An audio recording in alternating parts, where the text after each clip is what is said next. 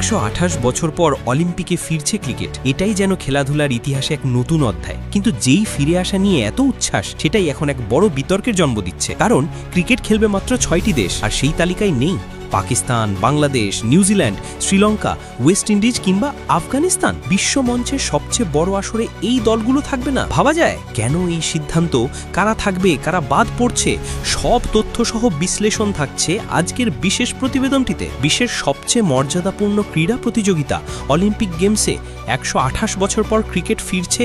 এটা নিঃসন্দেহে ক্রিকেট বিশ্বের জন্য একটি ঐতিহাসিক মুহূর্ত। তবে এই আনন্দের সঙ্গে জড়িয়ে গেছে কিছু বিতর্ক ও হতাশাও। কারণ 2028 সালের লস অ্যাঞ্জেলিস অলিম্পিকে ক্রিকেট খেলতে পারবে মাত্র 6টি দেশ, আর এই সিদ্ধান্তে কপাল পুড়েছে বহু জনপ্রিয় টেস্ট খেলুড়ে দেশের। আসুন শুরু থেকেই দেখে নিই। 1900 সালে সর্বশেষ অলিম্পিকে ক্রিকেট খেলা হয়েছিল ফ্রান্স ও গ্রেট ব্রিটেনের মধ্যে। এরপর কেটে গেছে 1 শতাব্দীও বেশি। অবশেষে 2028 সালে আবারও অলিম্পিকে ফিরছে ব্যাট ও বলের লড়াই। অলিম্পিক কমিটি সিদ্ধান্ত নিয়েছে 6টি পুরুষ ও 6টি নারী দল এই ইভেন্টে অংশ নিতে পারবে। পুরুষ বিভাগে খেলবে মোট 90 জন খেলোয়াড়। কিন্তু আসল বিতর্ক শুরু হয় দল নির্বাচন নিয়ে।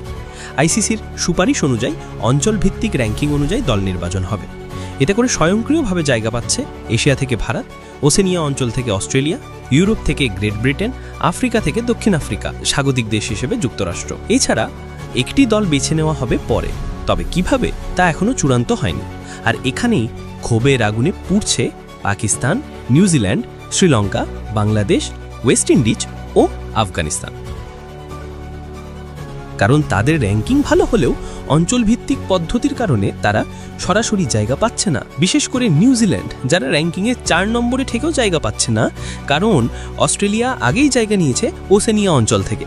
একইভাবে এশিয়ায় শীর্ষে না থাকায় বাদ পড়ছে পাকিস্তান, বাংলাদেশ, শ্রীলঙ্কা ও আফগানিস্তান। পাকিস্তান ও নিউজিল্যান্ড ইতিমধ্যেই আইসিসির কাছে অসন্তোষ প্রকাশ করেছে এই নির্বাচন পদ্ধতি নিয়ে। তবে অলিম্পিক কমিটি অঞ্চল ভিত্তিক অংশগ্রহণকে প্রাধান্য দিচ্ছে, যাতে প্রতিটি মহাদেশের অংশগ্রহণ নিশ্চিত হয়।